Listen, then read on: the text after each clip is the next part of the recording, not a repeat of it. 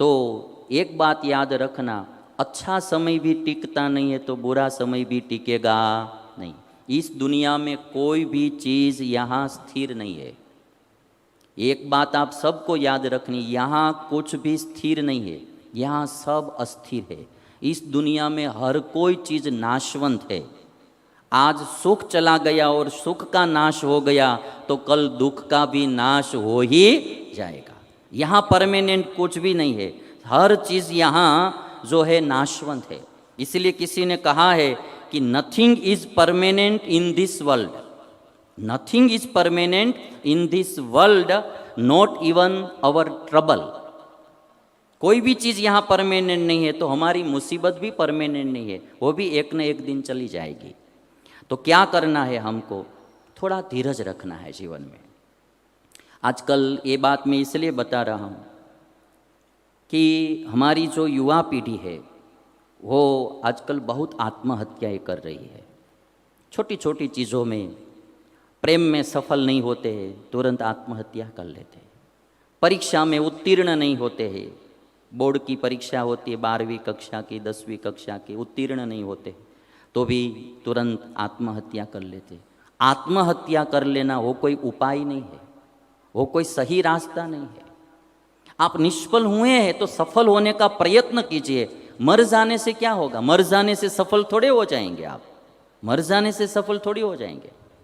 एक लड़का ने 12वीं कक्षा में अनुत्तीर्ण हुआ, उत्तीर्ण नहीं हुआ, तो आत्महत्या करने का सोचा और मित्र से कहा कि मैं नदी में डूबकर मर जाता हूँ, ये रिजल्ट मेरे पापा को दे देना।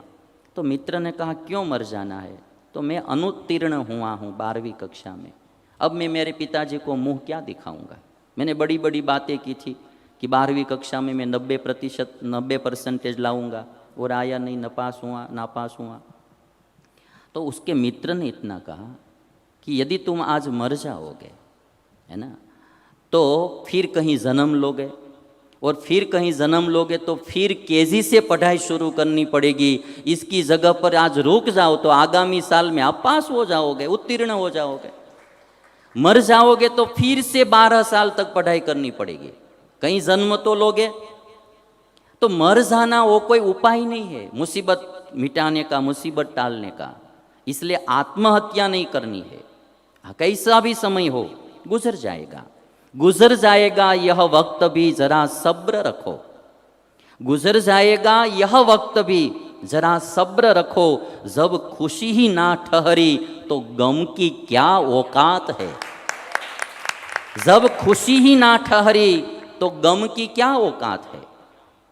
सूरज हर शाम को ढल जाता है, सूरज हर शाम को ढल जाता है। हर पतझड़ वसंत में बदल जाता है। पतझड़ ऋतु आती है तो सब वृक्ष के सब पर्ण नीचे गिर जाते हैं। फिर एक दिन ऐसे ही वृक्ष को कुछ करना नहीं पड़ता है, ऐसे ही थोड़ा धीरज रखेंगे, फिर वसंत ऋतु आएगी और फिर बाहर आएगी और पूरा वृक्ष हरा भरा हो जाएगा, पुष्प खिलेंगे और फल फूल भी आएंगे। धीरज रखना पड़ता, और कुछ करने का होता ही नहीं है।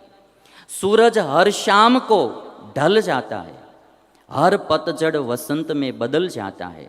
हौसला मत हार गिरकर मुसाफिर, हौसला मत हार गिरकर मुसाफिर। समय कैसा भी हो निकल जाता है, समय कैसा भी हो निकल जाता है। ये शेर सब जनमंगल स्वामी के लिए सुना रहा हूँ क्योंकि उनको बहुत अच्छा लगता है ना शेर, और वो चोटदार भी होता है, हम सबको प्रेरणादायी होता है। इसलिए हम सबको ये बात याद रखनी है। जैसे हमारे सर्वमंगल स्वामी जैसे होते तो थोड़ी थोड़ी मुसीबत में भी बहुत घबरा जाते हैं। ये सब हिम्मत देने वाली बात होती है। घबराना नहीं है इस दुनिया में।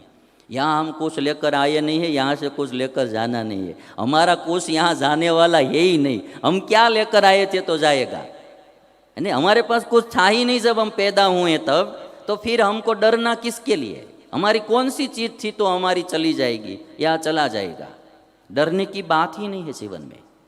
वक्त की एक आदत बहुत अच्छी है, वक्त की एक आदत बहुत अच्छी है, जैसा भी हो गुजर जाता है।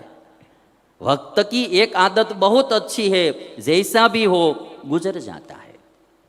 और इसीलिए हमको सुख में छकना नहीं और दुख में उदास होना नहीं। पांडवों के जीवन में से ये बात सीखने की जरूरत है। बचपन से पांडवों के जीवन में मुसीबतें आती रही, कभी भी धीरज नहीं छोड़ा, तो एक दिन फिर पांडव लोग सफल होते गए हैं। अंत तक आप देखेंगे ना पूरा महाभारत। और इसीलिए किसी ने कहा है कि ए दोस्त, गम ना कर, तकदीर बदलती रहती है।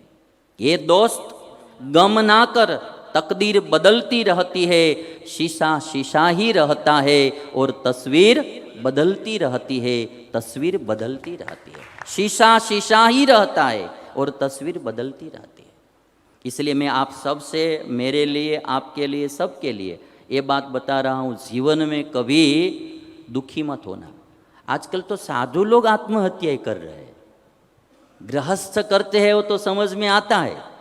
अब साधु को, त्यागियों को भी आत्महत्या करने की नौबत आती है तो समझ लीजिए कि समझ कहाँ गई। तो ये बात बहुत याद रखने की ज़रूरत है जीवन में। कैसा भी दुख आए, कैसी भी मुसीबत आए, कैसी भी मुश्किल आए, कभी भी आत्महत्या तो करनी नहीं है। जीवन में धीरज रखना है। सुख और दुख हमारे पारिवारिक सदस्य नहीं, मेहमान है।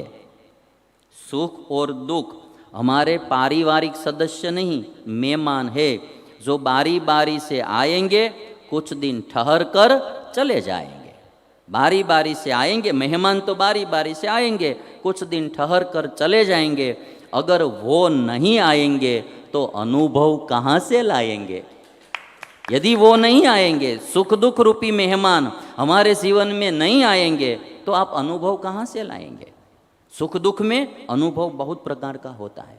जिसके जीवन में कोई मुश्किल ही नहीं आती है, उसके जीवन में कोई अनुभव भी होता नहीं है। मुश्किल में ही अनुभव अच्छा होता है। और इसीलिए दुख में कभी भी हिम्मत मत हारना। मैदान में हारा हुआ फिर से जीत सकता है, मैदान में हारा हुआ फिर से जीत सकता है, परंतु मन से हारा हुआ कभी जीत नहीं सकता। जो मन से हार गया आदमी, वो कभी जीत नहीं सकता। ये केवल बाह्य विपत्तियों से नहीं, जीवन में भी क्रोध एक सबसे बड़ी विपत्ति होती है, मुश्किल ही होती है। काम है, क्रोध है, ईर्ष्या है, राग है, द्वेष है, लोभ है, ये सब जो दोष है वे भी एक बड़ी आपत्ति विपत्ति होती है। उसके सामने भी लड़ाई लेनी है, जीतना है, जितेंद्रिय बनना है। आँख है, कान है, नाक है, ये जो 5 इंद्रियां, ज्ञानेंद्रियां है, वे भी बहुत हमारी शत्रु होती है। वे भी विपत्ति उपद्रव खड़ा करती ही रहती है, 5 इंद्रियां। उनके सामने भी लड़ना है, धीरज हारना नहीं है, कभी भी पीछे हट करना नहीं है। और इसीलिए कोई लक्ष्य मनुष्य के साहस से बड़ा नहीं, कोई लक्ष्य मनुष्य के साहस से बड़ा नहीं। हारा वही जो लड़ा नहीं, हारा वही जो लड़ा नहीं। और मुश्किल में ही आपकी सच्ची परीक्षा होती है।